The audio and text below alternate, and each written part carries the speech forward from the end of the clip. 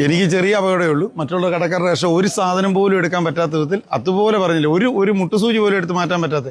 ഓണത്തിന് വേണ്ടിയിട്ട് ഇന്നലെ വൈകിട്ട് പോലും ഇവിടെ മെറ്റീരിയൽസ് വന്ന കടകളുണ്ട്. ഒരുപാട് കടകളിൽ ഓണത്തിൻ്റെ മെറ്റീരിയലെല്ലാം വന്നതാണ്.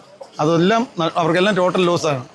ഇത് ഒരു ഫർണിച്ചർ കടേൻ്റെ കടയ്ക്ക് ഞാൻ പുള്ളിക്കാരനെ വിളിച്ചു പറഞ്ഞു. പുള്ളിക്കാരൻ അതിൻ്റെ ഓണർക്ക് ഇവിടേക്ക് വരാൻ പറ്റില്ല, ഈ മാമുക്കിനെ പാലമില്ല, അപ്പോഴത്തേക്ക് വെള്ളത്തിലായി പോയി. അല്ല, ടൗൺ ഇപ്പോൾ പറഞ്ഞില്ലേ, ഇത് 2018 അതേ സെയിം സീൻ തന്നെയാണ് കാണുന്നത്. കുറച്ചടി വെള്ളത്തിൻ്റെ കുറവുകൂടെ ഉള്ളൂ ഇവിടെ.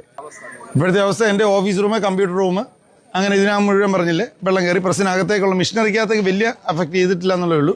എങ്കിലും പ്രസ്സിനകത്ത് വെള്ളം കയറി. മെഷീനെല്ലാം നേരത്തെ ഉള്ളൊരു പ്രിക്കോഷൻ എന്ന രീതി നമ്മൾ കരുതി വെച്ചിരിക്കുന്നുണ്ട്.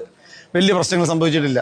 പക്ഷേ കമ്പ്യൂട്ടറും അങ്ങനത്തെ കാര്യങ്ങളെല്ലാം ലോസായിട്ടുണ്ട്. 2018 കഴിഞ്ഞൊന്ന് ഉയർത്തെഴുന്നേറ്റ് വന്നു, വീണ്ടും അതിനെക്കാട്ടി മോശമൊരവസ്ഥയിലേക്ക് പോകുന്നു. ഒന്നാമത്തെ ബിസിനസ് മോശമായിരുന്നു. അങ്ങനെ പോകുന്നൊരവസ്ഥയിലേക്കാണെന്നുള്ളൊരു പേടിയാണ് ഇപ്പോൾ ഉള്ളത്. ഒരുപാട് കടകളിൽ ഓണത്തിൻ്റെ മെറ്റീരിയലെല്ലാം വന്നതാണ്. അതെല്ലാം അവർക്കെല്ലാം ടോട്ടൽ ലോസാണ്. ഇത് ഒരു ഫർണിച്ചർ കടേൻ്റെ കടയ്ക്ക് ഞാൻ പുള്ളിക്കാരനെ വിളിച്ചു പറഞ്ഞു. പുള്ളിക്കാരൻ അതിൻ്റെ ഓണർക്ക് ഇവിടേക്ക് വരാൻ പറ്റില്ല, ഈ മാമുക്കിനെ പാലമില്ല, അപ്പോഴത്തേക്ക് വെള്ളത്തിലായി പോയി. കാരണം അതിൻ്റെ ഓണറിന് വരാൻ പറ്റിയില്ല. അതൊക്കെ ടോട്ടൽ ലോസിലേക്കാണ് പോകുന്നത്. അങ്ങനെ എല്ലാവർക്കും അതിഭീമമായ നഷ്ടമാണ് വന്നിരിക്കുന്നത്. അകത്തെ സിറ്റുവേഷൻ ഇതായിട്ടുണ്ടല്ലേ, ഇത് ഡോർ തുറന്ന് വീണ്ടും കുറച്ചുകൂടെ വെള്ളം അകത്തോട്ട് കയറുള്ള ഓയിലും ഇതെല്ലാം കൂടെ കയറും. ആകെ വെള്ളം കയറി നാശമായി കിടക്കുന്നു. ഇനി ഒരാഴ്ചത്തെ പണി വേണതാലേ ഇതൊന്നും ശരിയാകത്തുള്ളൂ.